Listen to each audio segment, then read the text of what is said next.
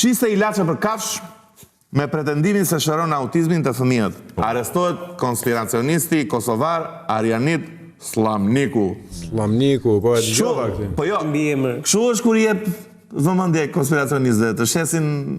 E kanë fajin dhe vetë ta njerëzit tash jo, se ti japësh mijëra euro një tipi që del në televizor thotë toka është e sheshtë, edhe ti pastaj merr dhe ilaçe nga ky, jep dhe mijëra euro edhe Jo, ka shumë të drejtë Desi. Do të thënë ky zotëria është sharlatan, nuk po themi asgjë, po tash një sëmundje që s'është shëruar akoma në gjithë botën e zbuloi Arianiti.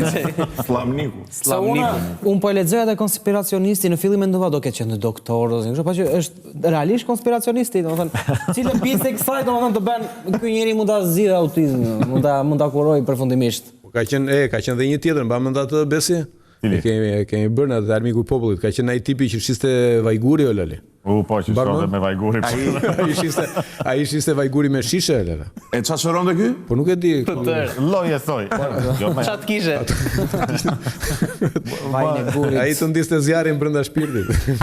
Shiko, ç'është e vërteta? E kanë fajin vetë njerëzit, po le. Duhet të ishim dorë me rob shtëpi.